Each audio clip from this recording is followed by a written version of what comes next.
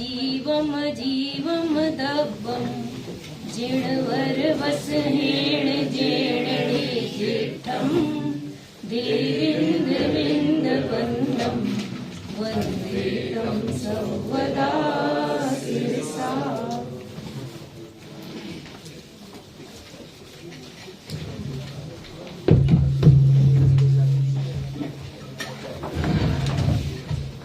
आचार्य नेमिचंद्र सिद्धांती देव द्वारा लिखित दब्ब सम्मोह ग्रंथ के इस मंगलाचरण के बाद हम 5वें परिच्छेद में पहुंच रहे हैं। 5वां परिच्छेद शब्द रूपों का परिच्छेद है। इसमें प्राकृत में शब्द रूप कैसे बनते हैं यह इसमें बताया गया। ठीक है।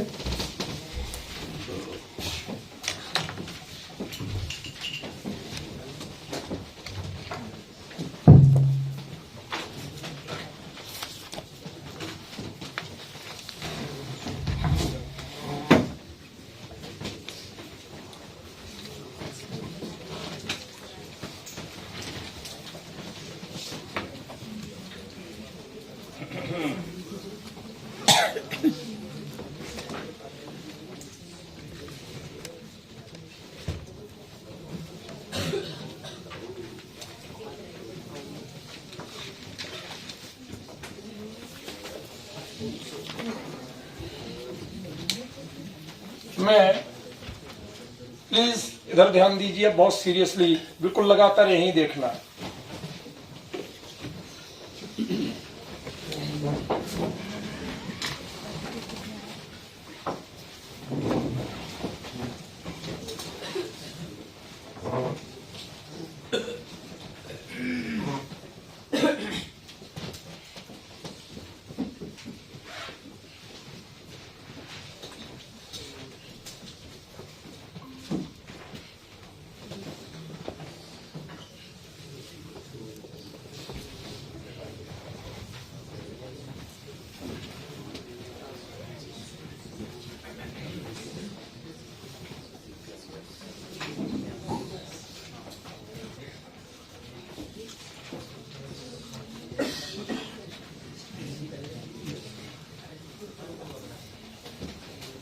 ये जो मैंने लिखा है इसको आप लोग लिख लेना, फोटो ले लेना। मैं इसको नहीं मिटाऊंगा, इतने इतने में पढ़ाऊंगा अभी। ये आपके लिए बहुत जरूरी है। क्यों? क्योंकि इसमें अब जैसे सौ आ रहा है तो ये एक्चुअली ये सु है।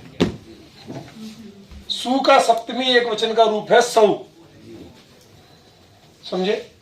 जैसे गुरु का गुरु होता है ऐसे सु का सौ है। इसका मतलब सु परे रहते। क्या अर्थ होगा इसका? सु परे रहते बाद में हो है? अच्छा, सो है इसमें, तो सो का सु का ये हो जाएगा।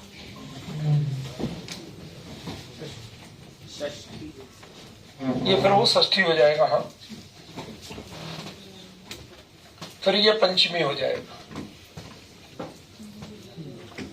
अकारांत शब्द से परे उसके बाद में यदि सु आएगा तो उस सु को ओत माने ओ हो जाएगा। जैसे राम, ये अकारांत शब्द है। इस राम अकारांत शब्द से बाद में प्रथमा एक वचन का सु प्रत्यय आया। ठीक है, दिख रहा है सबको? राम अकारांत शब्द से बाद में प्रथमा एक वचन का सु प्रत्यय आया। ठीक है, तो इस सु को क्या हो जाएगा? तो क्या बनेगा? अब राम की जगह अरिहंत शब्द कर दो तो अरिहंतो, बाल शब्द कर दो बालो। ठीक है ना? सुहन शब्द कर दो सुहनो। शब्द आपके ऊपर। अकारांत शब्दों के बाद जो अकारांत पुल्लिंग सामान्य शब्द जो हैं उनमें प्रथमा एक वचन के सु प्रत्यय के स्थान पर ओ आदेश हो जाता है। अब अकारांत शब्दों को आप बदलते जाओ, उसमें ओ जोड़ते जाओ, और ये अब इसमें क्या लगेगा, संधौ अचाम अजबह लोप बहुलम जो था ना, तो इसमें माँ का जो आ है उसका होगा लोप, और ओ उसमें जुड़ जाएगा तो रामो बन जाएगा, बाल का बालो बन जाएगा, अरिहंत का अरिहंतो बन जाएगा, देव का देवो बन जाएगा। समझ में आया भाई साहब? क्लियर हुआ? कुछ नहीं हुआ हो तो पूछ लीजिए। भाई पहले ये समझ लो कि आप जैसे ने लिखते हो ना, राम ने, तो प्राकृत में संस्कृत में ने अलग से नहीं आता था। हमारे आज बहुत से लोग नहीं जानते होंगे, मैं एक शब्द लिखता हूं, उसका अर्थ कोई बताए तो मैं जानूं।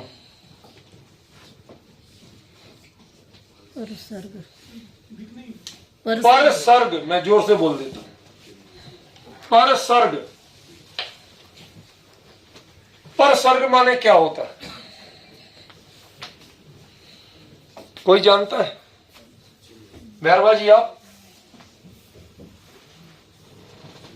उत्तर में बता चुका हूं, पकड़ जाओ तो है। पर सर्ग जब शब्द से जुड़ के प्रत्यय प्रयोग होता है तो उसे विभक्ति कहते हैं, और शब्द से भिन्न प्रत्यय प्रयोग होता है तो उसे परसर्ग कहते हैं।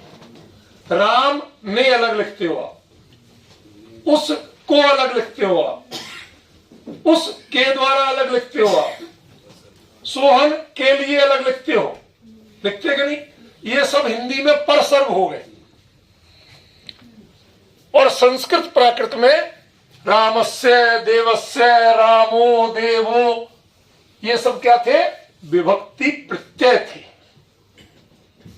ठीक है, विभक्ति प्रत्यय मूल शब्द से जुड़ के प्रयोग होते, और परसर्ग मूल शब्द से अलग प्रयोग होते। कॉन्सेप्ट समझ में आ गया? क्लियर हुआ?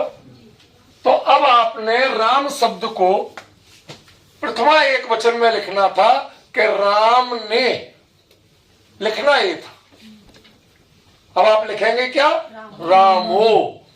रामो माने राम ने, जो कर्ता ने, कर्म को, करण से, ये तो आपको आते हैं ना, ये सब वही है। ये प्रथमा है, प्रथमा को, कर्ता को, ये द्वितीया है, ये तृतीया है, ये चतुर्थी है, ये पंचमी है, ये पंचमी है, ये षष्ठी है, ये सप्तमी है। समझ में आया कुछ? क्लियर हुआ? ठीक है, तो ये एक वचन है, ये द्विवचन है, ये बहुवचन है। एक प्रथमा एक वचन बोले जब तो ये आएगा प्रथमा। चूंकि प्राकृत में द्विवचन तो होता नहीं, इसलिए इनका प्रयोग आपको करना ही नहीं। ठीक है ना? इतने तो आपको छुट्टी मिल गई। फिर षष्ठी और चतुर्थी में एक जैसे रूप होते हैं, मैंने चतुर्थ्याम षष्ठी, तो मतलब इनडायरेक्टली कहें तो चतुर्थी भी नहीं होगी। ठीक है, तो आपको प्रत्यय कितने से काम आएंगे? इतने। क्लियर हो गया?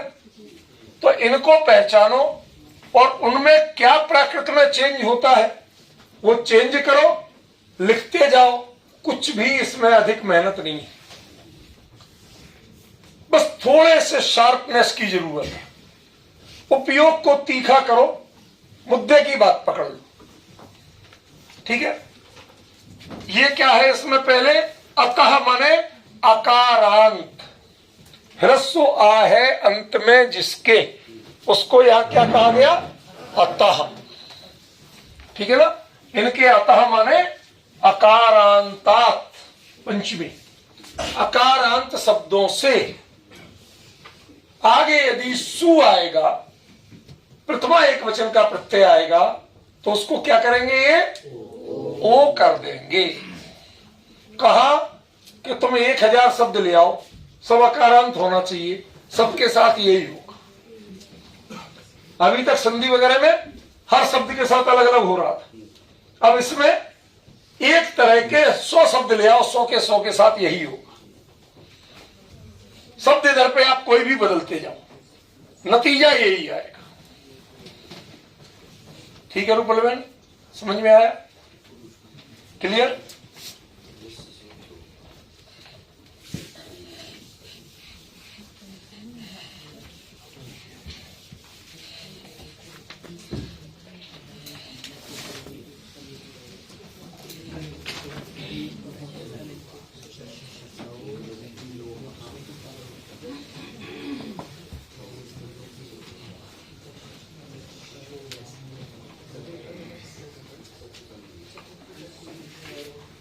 जस और सस क्या है? ये प्रथमा बहुवचन और द्वितीया बहुवचन के प्रत्यय, ये इसीलिए लिख दिया मैं। ये आपको पहचानना पड़ेगा।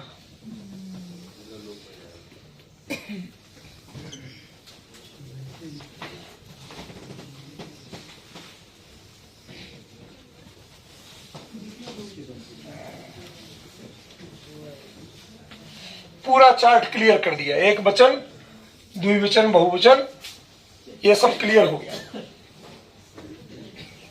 ठीक है ना? तो ये आपको पहचानना है, बिल्कुल ऐसे कर लो और क्लियर हो जाएगा।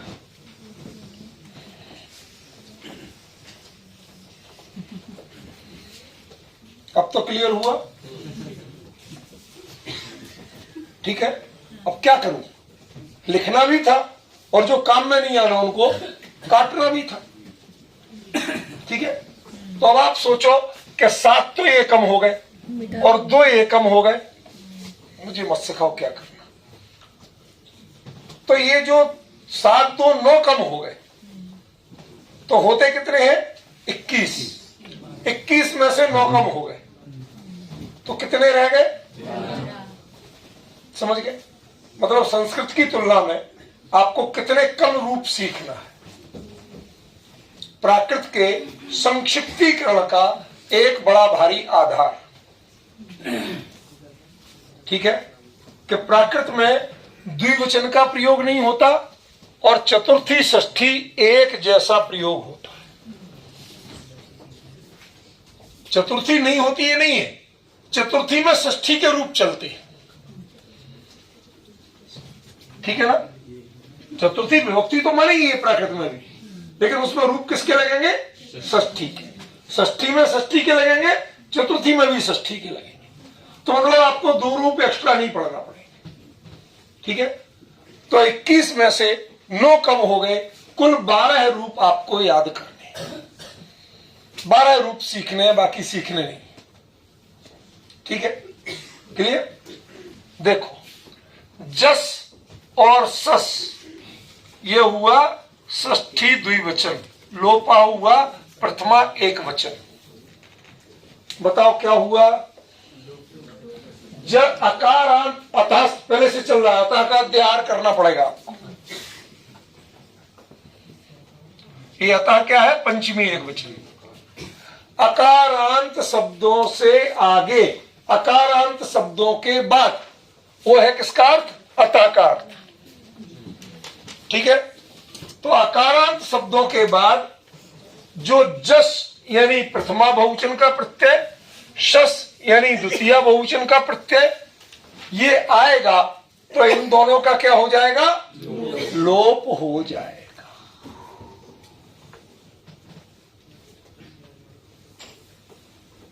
संस्कृत में क्या होता? आ और आ, राम रामौ रामा, रामम रामौ रामा। इसमें क्या होगा? लोप। ठीक है ना?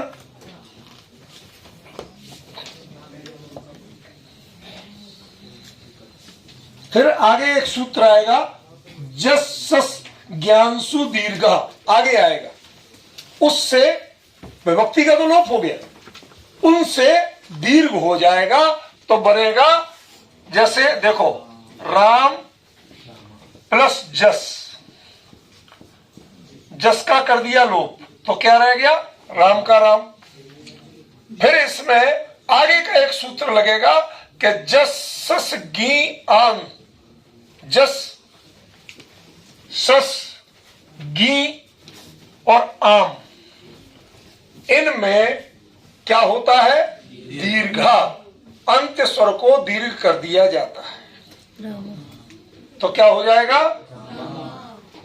माने रामो रामा, देवो देवा, बालो बाला, अरिहंतो अरिहंता, सिद्धो सिद्धा, आयर्यो आयर्या, ओवज्झाओ ओवज्झाया। अब साहू नहीं होगा, क्यों? क्योंकि वो उकारा है। अभी तक कितने चाहिए आपको? अकार। अब देखो सबको लगने लगा, तो लग रहा था बहुत कठिन है। इसमें कठिन नहीं है, इसमें टेक्निकल आपकी चीजों को ध्यान देना पड़ेगा। ये चार्ट हमेशा दिमाग में रहना चाहिए, फिर आपको कठिन नहीं है। इसमें बातें बड़ी क्लियर क्लियर है। जो संस्कृत व्याकरण की सूत्र से लिए लगभग वो है, इसमें व्यवस्था है, लेकिन आपको ध्यान देना पड़ेगा, लापरवाही से काम नहीं चलेगा। ठीक है, क्लियर हो गया? तो जस और सस में भी इसकी जगह सस आएगा तो अभी रामा बनेगा। ठीक है,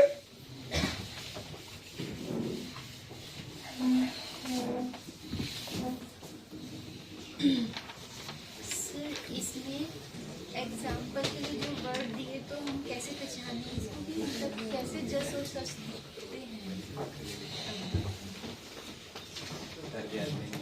अच्छा प्रश्न है। इनका प्रश्न क्या है, जरा ध्यान दीजिए आप लोग इधर, कि जैसे रामा लिखा है, यही कह रहे हैं ना, तो ये प्रथमा बहुवचन का है कि द्वितीया बहुवचन का है, हम कैसे पहचाने? यही कह रहे हैं आप, कुछ और कह रहे हैं?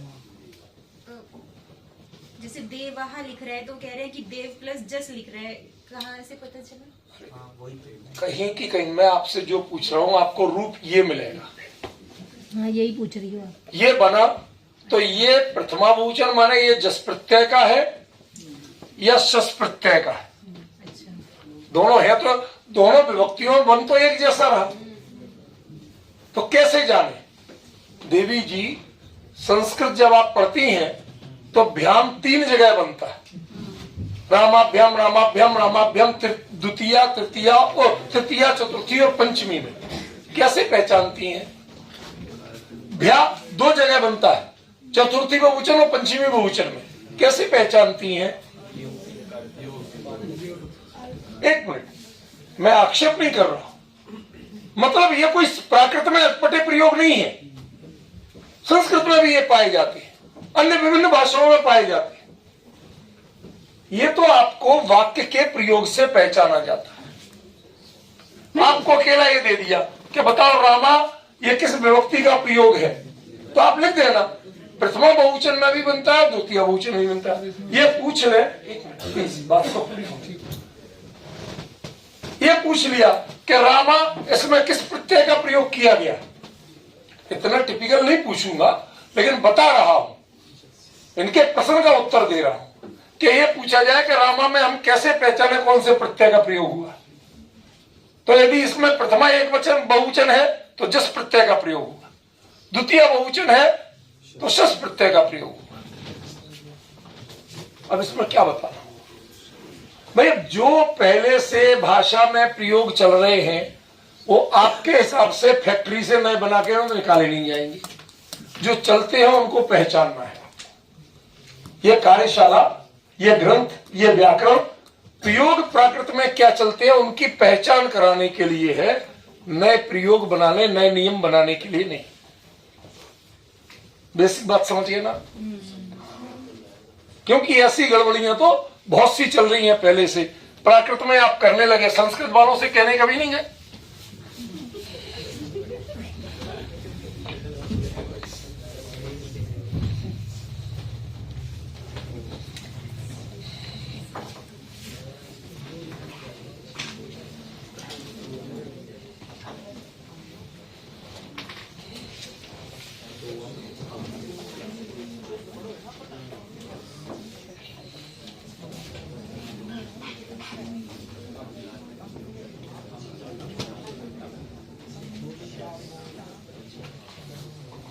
जितनी बातचीत आप करोगे उतना अपना भी नुकसान करोगे और मेरे को भी डिस्टर्ब करोगे। थोड़ी बहुत करना पड़ा, लिख के कर लिया। तो थोड़ा मुझे अनुशासन पसंद है, और फिर मेरा मन भटकता है कि शायद आपको अच्छा नहीं लगा, समझ में नहीं आया क्या चक्कर है, इतनी बात हो रही। अतो क्या हुआ, अकारांत शब्द से जहां जहां आ रहा है अतः, तो उस शब्द का अर्थ क्या है, अकारांत शब्द से। ठीक है, ये सब पंचमी का है। अकारांत शब्द के बाद जो अम प्रत्यय आता है, किसमें आता है, इधर लिखा ना द्वितीय, इधर एक वचन, तो द्वितीय एक वचन में जो अम प्रत्यय आता है उस अमह माने षष्ठी एक वचन, ये हुआ अम प्रत्यय का अकार से लोप, उसके आ का लोप हो जाएगा। अम में दो चीजें है ना, आ और मां, ठीक है ना। इसमें एक्चुअली क्या होता, मां तो हलंत है ना, तो अम के आ का लोप कर दोगे आप, तो जैसे राम शब्द है, इसके बाद आप अम लाए थे, अम के आ का लोप कर दिया, तो बचा क्या, मां, और मां को क्या होता है, मोर बिंदु, मां को अनुस्वार हो जाए। ठीक है, तो क्या बन जाएगा, ये द्वितीय एक वचन का रूप हुआ। अब चाहे अरिहंत शब्द ले लो, सिद्ध शब्द ले लो, आयरीय शब्द ले लो, ओवध्याय शब्द ले लो, देव शब्द ले लो, मनुष्य शब्द ले लो, जितने भी अकारांत शब्द हैं सब में क्या होगा, अम आएगा, अम में आ का लोप होगा, मां को अनुस्वार होगा। शॉर्ट में कहे तो द्वितीय एक वचन में शब्द के साथ खाली अनुस्वार जुड़ता है और कुछ नहीं जुड़ता। प्रैक्टिकल थिंग क्या है, अनुस्वार जुड़ा है और कुछ नहीं जुड़ा। अब वो अम को अनुस्वार कैसे हुआ, उसके लिए सूत्र जरूरी है। ठीक,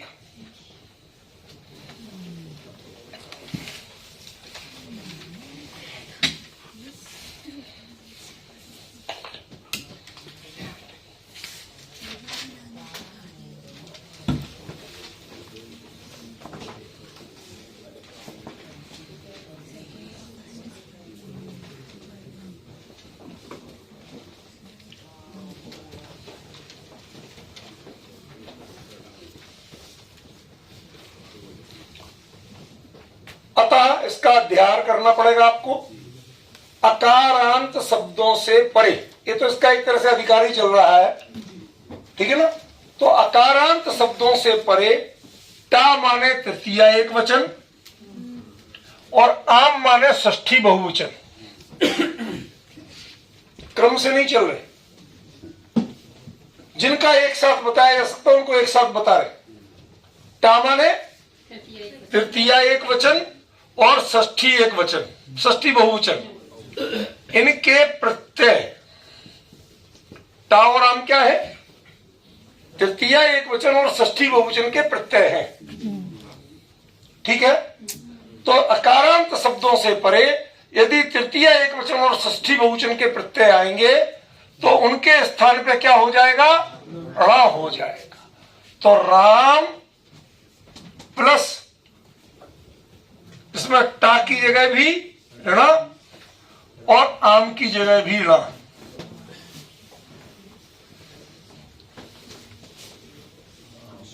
लेकिन रूप तो बना नहीं, क्योंकि तृतीया बनता है रामेण और षष्ठी में बनता है रामाणाम। समझ रहे ना भाई, वो तो मां को तो अनुस्वार हो जाएगा, तो वो इसमें जुड़ेगा नहीं जुड़ेगा क्या होगा, ये तो सब डार्कनेस में रहा। एक चीज जान ली आपने कि टा और आम दोनों की जगह ड़ा हो जाता है, एक चीज तो जान ली ना। तो ये तो तय है कि अब टा और आम को लाने की माने ड़ा आ गया तो माने टा और आम आ गए, ये तो क्लियर हो गया। अब आपको ये देखना है कि इसमें ए कैसे आएगा और इसमें आ कैसे आएगा। बात समझ गया ना, दो ही चीजें तो जानना है, उनके सूत्र सब धीरे धीरे आगे आते जाए। जो तृतीया एक वचन में ए लाते हैं और षष्ठी बहुवचन में आ लाते हैं, वो सूत्र अलग है। शॉर्ट में आपसे पूछा जाए कि ये सूत्र क्या कहता है, ये सूत्र कहता है कि तृतीय एक वचन और षष्ठी बहुवचन के प्रत्ययों की जगह प्राकृत में णा का प्रत्यय होता, प्रत्यय का प्रयोग होता है अकारांत शब्दों के साथ। ठीक है, बिल्कुल क्लियर हो रहा। ओ गणपति सीधा बैठ, अभी से बुढ़ापे के सारे मजा ले लेगा तो बुढ़ापे में क्या करेगा?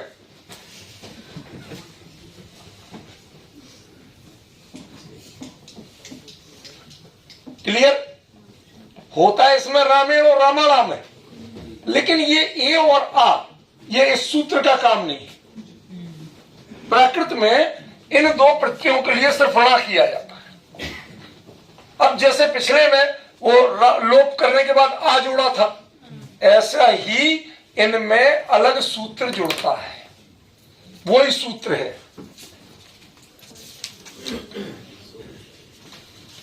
जो दिया था ना, जस ससो ज्ञान आंसु दीर्घा, तो जो दीर्घ होगा वो तो उस सूत्र से हो जाएगा।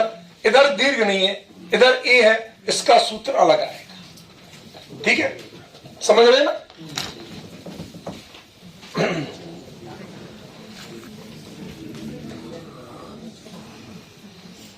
इसमें एचा सुपी आगे सूत्र आएगा, एचा सुपी। क्या सूत्र है? मैं ऊपर लिख रहा हूं, आपको सबको दिखेगा। एचा सुपी, सुप और टा, चा से टा लेना, माने तृतीय एक वचन का टा प्रत्यय और सप्तमी बहुवचन का सुप प्रत्यय जब प्रयोग करोगे तो उनके साथ अंत में, शब्द के अंत में ए का प्रयोग होगा, यानी अंत के आकार को एकार हो जाएगा।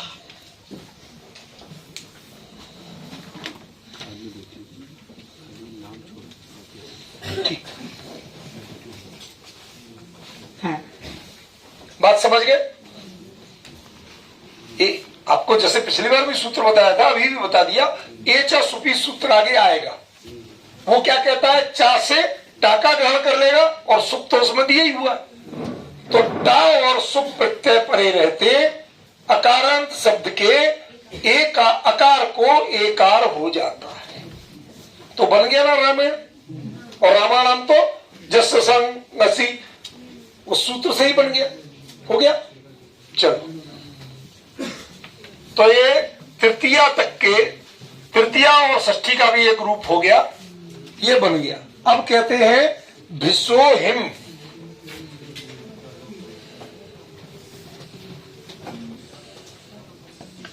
अब अकारांतात ये है पंचमी एक वचन, षष्ठी एक वचन, प्रथमा एक वचन, माने सूत्र पूरा हो गया अतः का अध्ययन करते हुए।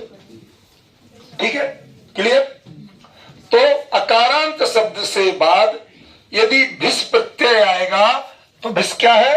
तृतीया बहुवचन का प्रत्यय। भिस क्या है? तृतीया बहुवचन का प्रत्यय। देखो, अब आप कहो कि हम चार्ट नहीं देखेंगे, कुछ नहीं देगा, तो काम नहीं चलेगा भाई। कोई भाषा सीखना है और इतने कम समय में सीखना है तो मेहनत तो आपको करना ही पड़ेगी। अभी तो कुछ भी नहीं, जब अगली वर्कशॉप होगी उसमें तो आपको 24 घंटे खाने पीने के अलावा हंसना, गाना, छींकना, बोलना, ये भी प्राकृत में करवाऊंगा। नहीं, मजाक नहीं कर रहा हूं। कुछ भी कहना प्राकृत में बोलो, वरना चुप रहो। कह ही नहीं सकते आप। 2 दिन सिखाऊंगा जरूरत की चीज जो आप रोजमर्रा में प्रयोग करते, बता दूंगा।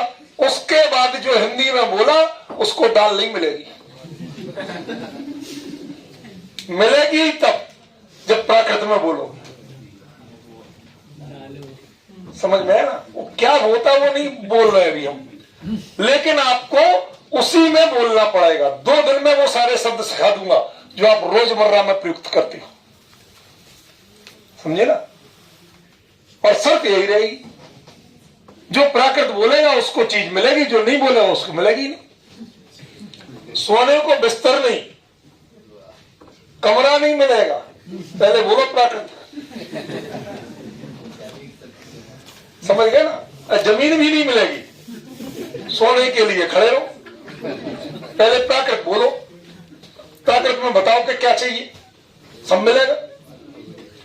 देखो अभी आपको मजाक लग रहा है, लेकिन आप एक चीज ध्यान रखिए, व्यक्ति मजबूर होता है जब, तब वो सोचना शुरू करता है। और भाषा जब तक सोचने में नहीं घुसेगी तब तक भाषा नहीं आएगी। हम 2 दिन में थोड़ा सिखा के दूसरे दिन से मजबूर कर देंगे। सब खड़े तो खड़े, जिसको जो चाहिए पहले बताओ, नहीं बोल रहे तो जाओ, बिल्कुल मजबूर, 1 मिनट की भी छुट्टी नहीं। गणपति जैसे को तो एंट्री नहीं दूंगा मैं उसमें, क्योंकि इसे पढ़ना लिखना तो कुछ है नहीं, ये तो बैठा है। कुछ पूछे गुरुजी, वो ही कह रहा था मैं, इनके बड़े प्रसिद्ध उत्तर जानता हूं मैं, सीखना पढ़ना कुछ नहीं। नहीं, मेरा वो ही मतलब था गुरुजी, आप तो मेरे को बोलने ही नहीं दिया, समझे ना? यहां तो जो बोलेगा उसको जगह मिलेगी। तो अभी थोड़ी सी मेहनत कर लो, उतना कठिन नहीं है। ये बेसिक चीजें सीख ली, फिर आपको हम शब्दावली देंगे। इसके लिए क्या शब्द होता है, इसके लिए क्या क्रिया होती है, 2 दिन में उतना सिखाएंगे। उसके बाद पहले पढ़ो या पिंजरा खाली करो, तीसरा रास्ता नहीं। मोबाइल स्ट्रिक्टली बैन होगा, 24 घंटे में आधा घंटे मोबाइल मिलेगा, सबके फोन जमा, स्विच ऑफ करके ताले में बंद। नहीं, ये सच बता रहा हूं आपको, आना तभी जब इतनी सहना हो, लोग कम आएंगे, नहीं हो। एक बात ध्यान रखना, 8 या 10 दिन में यदि प्राकृत में धारा प्रवाह बोलना और गाथा लिखना सीखना है तो बहुत सस्ता सौदा बता रहा हूं, ये त्याग महंगा नहीं है। आप कुंद कुंद की तरह सोचना, कुंद कुंद की तरह बोलना, कुंद कुंद की तरह लिखना सीखोगे, कम से कम साधना में नहीं बन पाओ तो ज्ञान साधना में, शास्त्र आराधना में तो बनोगे। उतना बनाने का आपको अवसर दे रहा हूं, और आप उसमें मोबाइल की कीमत कर रहे हो, सोशल मीडिया। अरे दुनिया छूट जाए तो भी ये मिल जाए तो हमारे लिए सौभाग्य है, समझे? तब सिखाऊंगा मैं, तब सीख पाओगे, वरना नहीं सीख पाओगे। हमारे यहाँ कई लोग आए जिनने रजिस्ट्रेशन कराया, आके 1 दिन पहले पूछ के देख के भाग गए, अरे ये पढ़ना, ये करना। अरे मैंने कहा भाई सब आ जाएगा, घबराओ मत। पहले ही से इतने डर गए, हिम्मत ही नहीं हुई, मैदान छोड़ के भाग गए। भाग जाओ, मैंने गारंटी दी थी, टिकना आपका काम, सिखाना मेरा काम। आप टिकोगे मैं सिखा दूंगा, आप भागोगे कोई नहीं सिखा सकता। समझ में आ गया? अकारांत शब्द से परे जब तृतीय बहुवचन का प्रत्यय भिस आता है तो उसको क्या करेंगे? राम भिस। भिस को क्या कर दिया? हिम।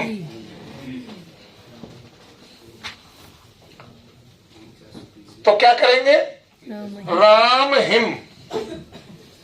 अब बात पूरी नहीं हुई, यहां भी रामे हिम ए आएगा, ठीक है? जिस सूत्र से अभी वहां किया था रामे, उसी से रामे हिम, ठीक है ना? उससे हो चाहे अलग से हो, मतलब पैटर्न वही है, प्रक्रिया वही है, ए जरूर आएगा। तो रामे हिम बन जाएगा, ये तृतीया बहुवचन का रूप है। एक चीज आपको बताना चाहता हूं जो नॉर्मली आपको कोई नहीं बताएगा, क्योंकि उनके पास उत्तर ही नहीं। ध्यान से देखो इधर,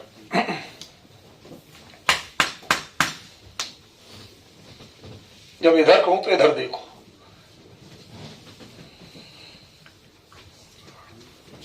इनके दोनों रूप मिलते हैं,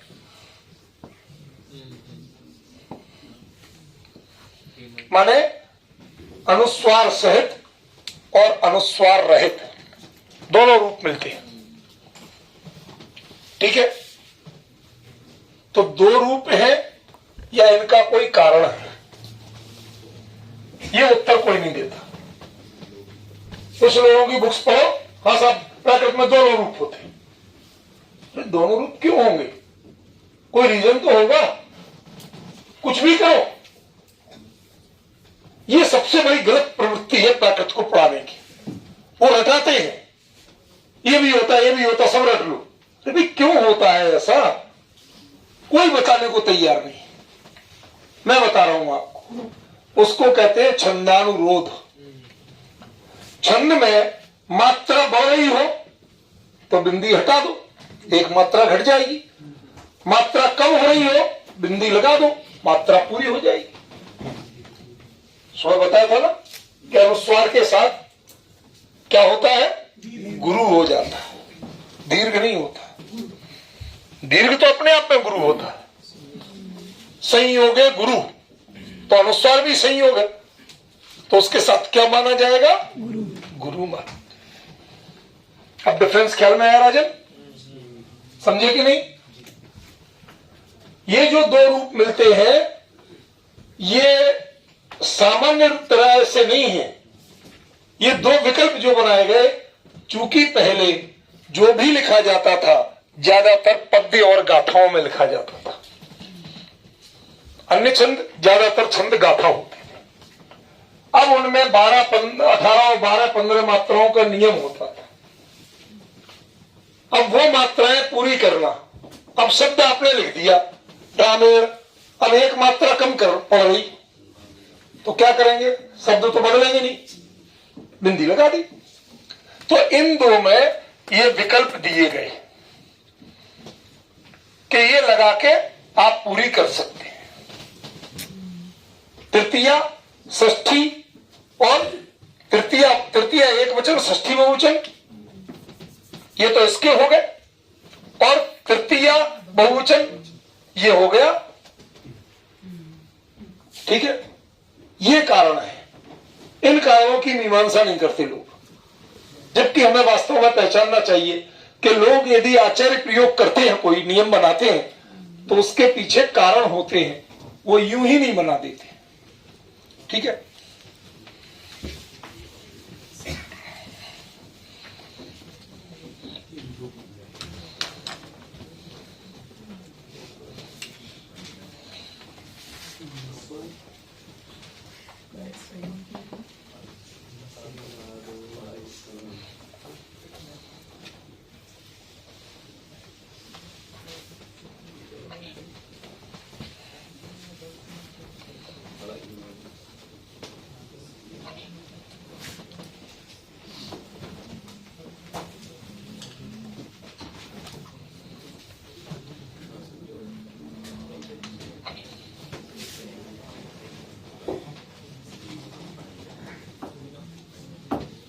ये जो आया मैंने अलग लिखा है, ये तो बहुवचन का प्रत्यय है, प्रथमा बहुवचन का।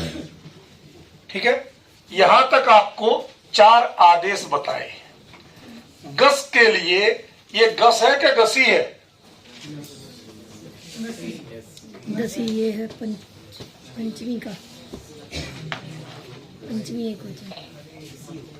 गस है या गसी है? क्यों? षष्ठी नहीं, पंचमी। कुछ भी बोलते, रूप जो है वो षष्ठी है, लेकिन प्रत्यय पंचमी का। क्योंकि यदि गस होता तो गसह बनता, गसे है नहीं बनता। हरे है, ये किसमें बनेगा? इकारांत में, तो गसी इकारांत है। गस हलंत है, हलंत का गसा बनता षष्ठी एक वचन में, और इकारांत का गसी बनेगा षष्ठी एक वचन में। आप उत्तर प्रॉपर देना सीखिए। आधा उत्तर किसी काम का नहीं, बिना लॉजिक के आप बोलते हैं वो किसी काम का नहीं है, आपका ज्ञान बेकार है। यदि आपको नॉलेज है तो परफेक्शन के साथ उत्तर आना चाहिए। Is that clear?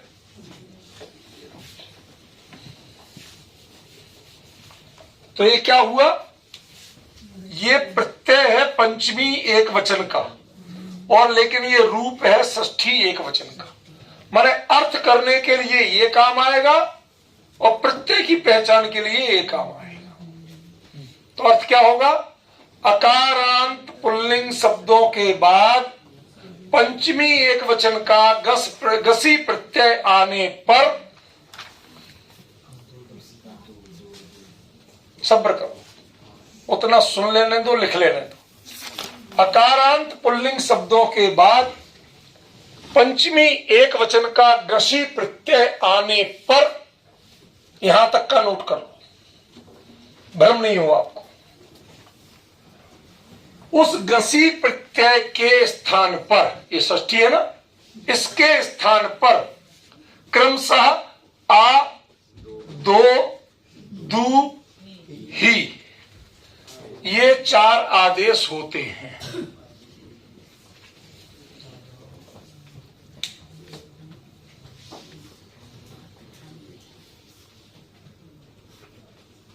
अब आप प्रश्न करिए कि ही और हिम, ण और णम, इसके लिए तो आप कह रहे थे ज्यादा नहीं करना चाहिए, यहां 4 कर दिए, क्यों? उनका कारण था, कुछ लिखा भी बता दो। प्रश्न तो आप कर ही सकते हैं ना, करिए। हर कोई उत्तर देने वाला नहीं मिलेगा, मैं तो उत्तर देने के लिए तैयार हूं। आप नहीं करते, मैं खुद करता हूं, समझे? इसके बड़े कारण हैं। सबसे बड़ा कारण तो यह है कि प्राचीन काल के जो प्रयोग हैं उनमें सबसे ज्यादा ये और ये 2 मिलते हैं।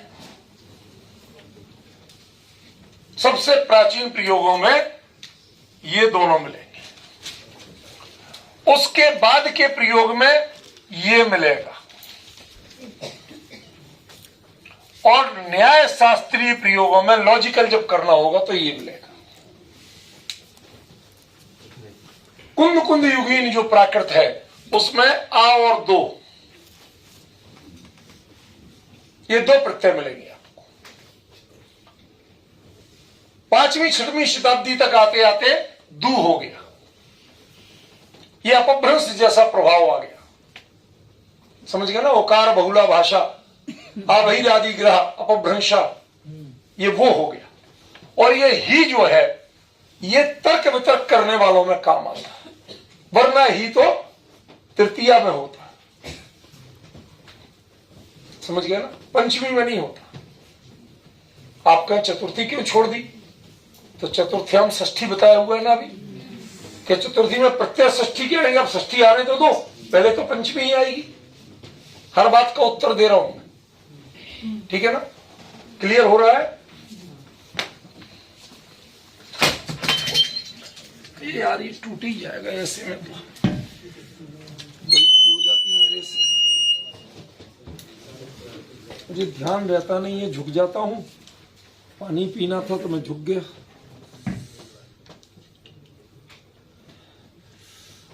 मेरे भी लग गई और इसको भी लग गई चोट।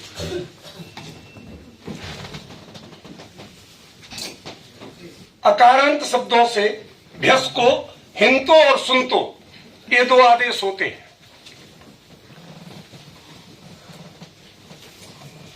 भ्यस माने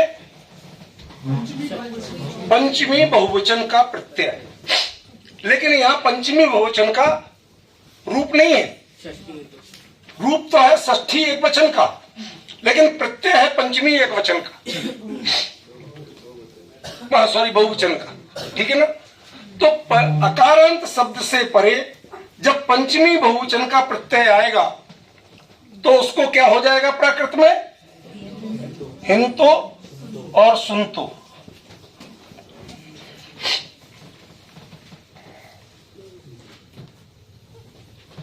ये 2 क्लियर हो गए?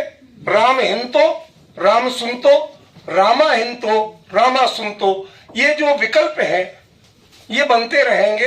कहां स्वर लगेगा, कहां दीर्घ नहीं होगा, ये आगे आपको आएगा, ठीक है? लेकिन यहां समझ लीजिए कि यहां ये क्यों है, ठीक है? क्लियर?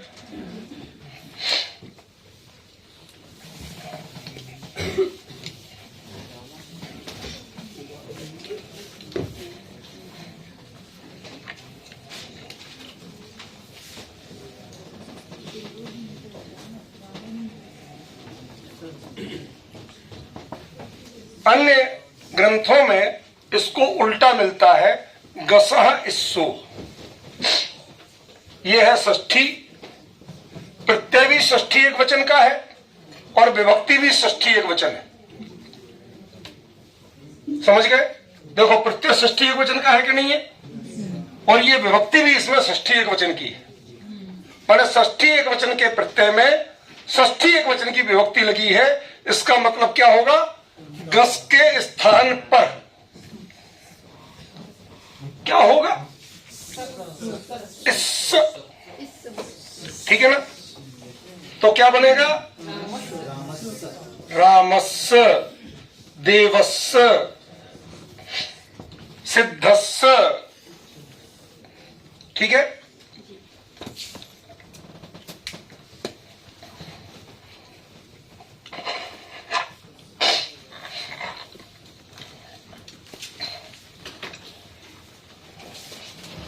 क्लियर हो गया? नहीं हुआ हो तो 10 बार पूछो, पूछने पे कोई रोक नहीं है। प्रत्येक सूत्र क्लियर हुआ ना?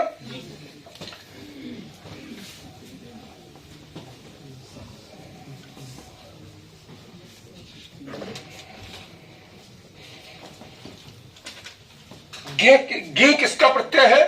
सप्तमी एक वचन का प्रत्यय है, सप्तमी एक वचन का, और रूप है षष्ठी एक वचन का।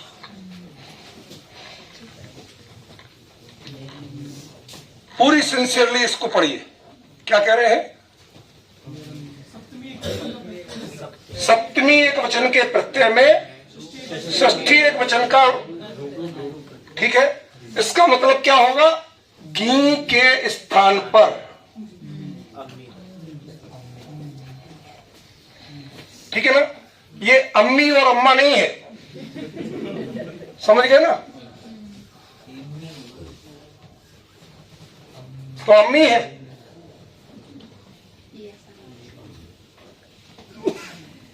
क्या है? ये नहीं होगा। ये तो वो अलग सूत्र लाएगा, ये करने वाला सूत्र अलग है।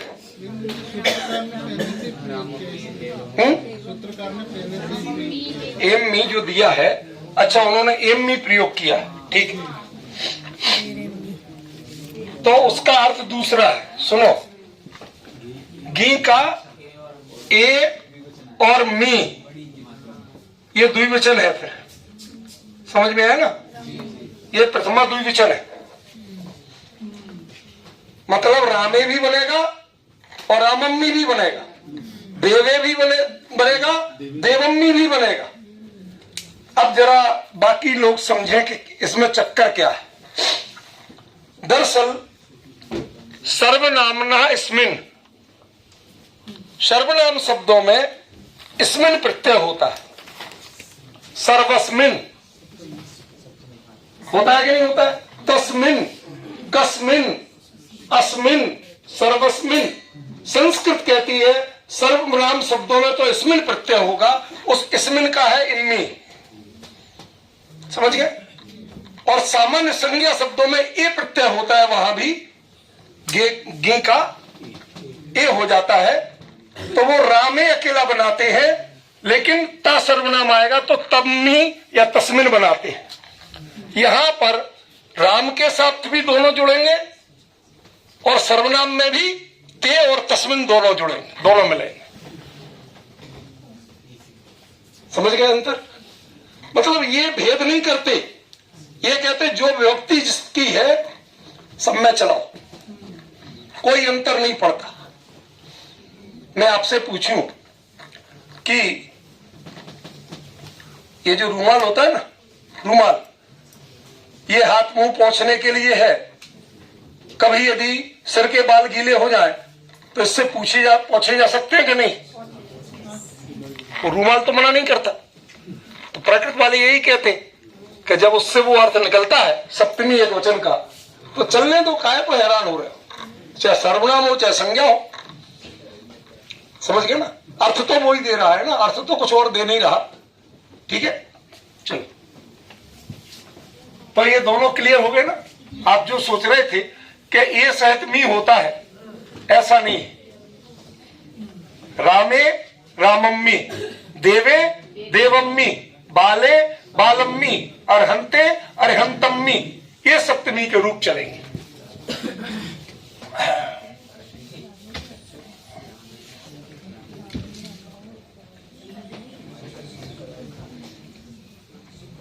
अरे 5 बज चुके, सॉरी, शाम के समय का भोजन का समय निकल जाएगा, उसको मैं लेट नहीं कर सकता, बाकी कल पढ़ाऊंगा, ठीक है।